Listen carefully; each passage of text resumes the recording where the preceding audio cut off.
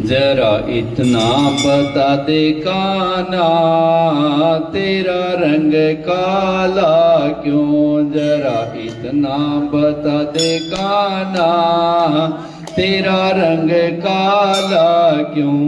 तू काला होकर भी जग से निराला क्यों। तू काला होकर भी जग से निराला क्यों। जरा इतना बता दे कान्हा, तेरा रंग तेरा रंग तेरा रंग काला क्यों। मैंने काली रात को जन्म लिया, मैंने काली रात को जन्म लिया, और काली गाय का दूध पिया, और काली गाय का दूध पिया। मेरी कमली का रंग काला, इसीलिए काला हूँ। मेरी कमली का रंग काला, इसीलिए काला हूँ। जरा इतना बता दे कान्हा, तेरा रंग क्यों। सखी रोज ही घर में बुलाती हैं, सखी रोज ही घर में बुलाती हैं, और माखन बहुत खिलाती हैं, और माखन बहुत खिलाती हैं। सखियों का दिल काला, इसीलिए काला हूँ। सखियों का दिल काला, इसीलिए काला हूँ। जरा इतना बता दे कान्हा, तेरा रंग तेरा रंग तेरा रंग काला क्यों। मैंने काली नाग पर नाच किया, मैंने काली नाग पर किया, मैंने काली नाग पर नाच किया, और काली नाग को नाथ लिया, और काली नाग को नाथ लिया। नागों का रंग काला, इसीलिए काला हूँ। नागों का रंग काला, इसीलिए काला हूँ। जरा इतना बता दे कान्हा, तेरा रंग काला क्यों। सावन में बिजली कड़कती है, सावन में बिजली है, बादल भी बहुत बरसते हैं, बादल भी बहुत ते हैं। बादल का रंग काला, इसीलिए काला हूँ। बादल का रंग काला, इसीलिए काला हूँ। जरा इतना बता दे कान्हा, तेरा रंग काला क्यों। सखी नैनों में कजरा लगाती हैं, सखी नैनों में कजरा लगाती हैं, और नैनों में मुझे बिठाती हैं, और नैनों में मुझको बिठ है। कजरे का रंग काला, इसीलिए काला हूँ। जरा इतना बता दे कान्हा, तेरा रंग क्यों। तो काला होकर भी जग से निराला क्यों। जरा इतना बता दे कान्हा, तेरा रंग तेरा रंग तेरा रंग काला क्यों। बोलो बांके बिहारी लाल की, काली कमली वाली सरकार की। कार्तिक महात्म चल रहा है, और आज कार्तिक महात्म का 14वां अध्याय आपको सुनाने जा रहे हैं।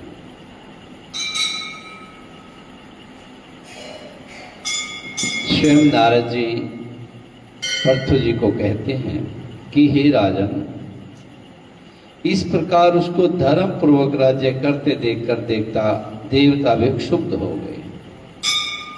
उन्होंने देवादिदेव भगवान शंकर का मन में स्मरण करना प्रारंभ कर दिया और कितने ही प्रकार से स्तुति की। तब भक्तों की कामना पूरी करने वाले शंकर जी ने नारद जी को बुला करके देव कार्य करने की इच्छा से उनको देवपुरी में भेजा।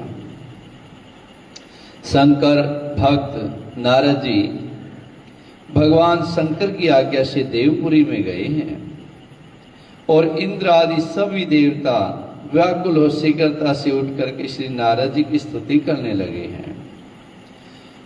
उत्कंठा भरी दृष्टि से सबने नारद जी को और देखा। अपने सब दुखों को कह करके उन्हें नाश करने की प्रार्थना की।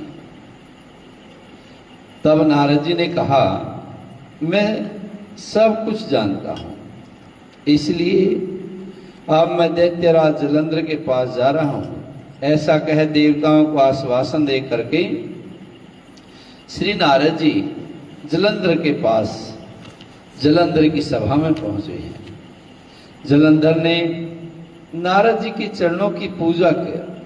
हंसते हुए कहा कि हे ब्राह्मण, कहिए आप कहाँ से आ रहे हैं और कहाँ कहाँ पर आपने क्या क्या देखा है, यहाँ कैसे आए? मेरे योग्य जो सेवा हो उसके लिए मुझे आज्ञा प्रदान कीजिए। बड़ा स्वागत किया है जलंधर ने। जलंधर के इस प्रकार के वचन सुनकर के नारद जी प्रसन्न होकर के कहने लगे, हे दानवराज, महाबुद्धिमान जलंधर, तुम धन्य हो, क्योंकि इस समय सब रत्नों के भोक्ता एक तुम ही हो। हे दैत्य श्रेष्ठ, अब आप मेरे आगमन का कारण सुनिए, जिसके लिए मैं आज यहाँ आया हूँ। हे दैत्यराज, मैं सब इच्छा से कैलाश पर्वत पर गया था, जहाँ 10,000 योजन में फैला हुआ कल्प वृक्ष का वन है। वहां पर मैंने सैकड़ों कामधेनुओं को घूमते हुए देखा और यह भी देखा कि वन चिंतामणि से प्रकाशित परम दिव्य अद्भुत श्रवणमय है। मैंने वहां पार्वती के साथ भोलेनाथ जी को देखा, जो सर्वांग सुंदर, घोर वर्ण, त्रिनेत्र और मस्तक पर चंद्रमा धारण किए हुए हैं। कर्पूर गौरम करुणावतारम संसार सारम भुजगेंद्रहारम सदा वसंतम हृदयारविंदे भवम भवानी सहितम नमामि। यह देख करके मुझे बड़ा आश्चर्य हुआ कि इसके समान समृद्धिशाली त्रिलोक में कोई भी नहीं है या नहीं, ये भी मुझे देखना है। हे दैत्येंद्र, उस समय मुझे तुम्हारी भी समृद्धि हो आई, स्मरण हो आया और उसे देखने की इच्छा से तुम्हारे पास आ गया। नारद जी कहते हैं कि मैंने भगवान शिव का ऐशोराम देखा। हालांकि जहां भक्ति है, जहां संतुष्टि है, वहीं पर समृद्धि का विकास होता है। और भोलेनाथ का सुंदर रूप देख करके मंत्र मुग्ध हो गया। यह सुन जलंधर को बड़ा हर्ष हुआ। उसने नारद जी को अपनी सब समृद्धि को दिखला दिया। उसे देखकर देवताओं का कार्य करने में इच्छुक शिव प्रेरित नारद ने जलंधर की बड़ी प्रशंसा की और कहा, निश्चय ही तुम त्रिलोकपति होने के योग्य थे। तुम्हारे लिए ऐसा होना कोई विचित्र बात नहीं है। मैं देखता हूं कि तुम्हारे पास सब कुछ है, किसी बात की कोई कमी नहीं है। एरावत, उच्चैश्रवा घोड़ा, कल्प वृक्ष, कुबेर के निधि तुम्हारे पास हैं। मणि और रत्नों के ढेर भी तुम्हारे पास लगे हुए हैं। ब्रह्मा जी का हंस युक्त विमान भी तुम्हारे पास है। ध्युलोक, पताल और पृथ्वी में जितने भी रत्न आदि हैं, वह सब तुम्हारे ही तो हैं। मैं तुम्हारे इस प्रकार के रत्न ऐश्वर्य को देख करके बड़ा प्रसन्न हुआ। परंतु तुम्हारे पास कोई स्त्री रत्न नहीं है, इसलिए तुम्हारा यह सब कुछ फीका है। तुम कोई स्त्री रत्न को ग्रहण करो। नारद जी ने इस प्रकार के वचन सुन करके दैत्य काम से व्याकुल हो गया। उसने नारद जी को प्रणाम करके पूछा कि ऐसी स्त्री कहाँ मिलेगी। जलंधर ने ये नहीं कहा कि मेरे पास भी स्त्री रत्न है, वृंदा जैसी पत्नी है मेरे पास। जब प्रशंसा ज्यादा होती है और निंदा ज्यादा होती है, वहां व्यक्ति अपना जो अपने पास होता है वह भूल जाता है। और जलंधर ने भी यही गलती की। तृष्णा उसकी अभी मिटी नहीं, ज्यादा से ज्यादा ग्रहण करने की आवश्यकता हुई। उसने नारद जी को प्रणाम करके पूछा कि ऐसी स्त्री कहाँ मिलेगी जो सब रत्नों में श्रेष्ठ हो। यदि ऐसा रत्न कहीं मिले तो मैं उसे अवश्य लाऊंगा। देव ऋषि नारद बोले, ऐसे रत्न तो कैलाश पर्वत पर योगी भगवान शंकर के पास ही हैं। उनकी सर्वांग सुंदर पत्नी देवी पार्वती बहुत ही मनोहर है। उसके समान सुंदरी मैंने आज तक नहीं देखी है। शंकर से बढ़कर के समृद्धिवान दूसरा कोई नहीं है। उनके इस रत्न की सी महिमा तीनों लोकों में कहीं भी नहीं दिखाई देती। तभी तो परम विरक्त आत्माराम शंकर भी उसके वश में हो गए हैं। देव ऋषि नारद जी उस दैत्य से ऐसा कह करके अन्य कार्य की इच्छा से आकाश मार्ग में चले गए। बोलो श्री नारायण भगवान की। अब क्या होता है, जलंधर किस प्रकार विनाश की ओर जाता है, पतन की ओर जाता है, ये कथा में हम आपको कल सुनाएंगे। बोलो श्री नारायण भगवान की। और आज छोटी दिवाली भी है, जिसको नरक चतुर्दशी भी कहते हैं। इस दिन सूर्योदय के पूर्व उठ करके तेल उपटन लगा करके भली भांति स्नान करना चाहिए। कहते हैं कि जो कार्तिक महीने के व्रत के नियम होते हैं, तेल लगाना, ये सब आज के दिन हम लगा सकते हैं, ऐसा कर सकते हैं नरक चतुर्दशी के दिन। इस दिन के स्नान का विशेष महत्व है। जो लोग इस दिन सूर्योदय से पूर्व उठ करके स्नान नहीं करते हैं, वर्ष भर उनके शुभ कार्यों का नाश होता रहता है, वर्ष भर दुख में बीतता है, वे मलिन और दरिद्र रहते हैं। इस दिन स्नान आदि से निपट कर यमराज का तर्पण करके 3 अंजलि जल अर्पित करने का विधान है। इस दिन संध्या के समय दीपक भी जलाए जाते हैं। इसे छोटी दिवाली भी कहते हैं। दीपक जलाने की विधि है त्रयोदशी से अमावस तक। त्रयोदशी के दिन यमराज के लिए एक दीपक जलाया जाता है। अमावस्या को बड़ी दिवाली का पूजन होता है।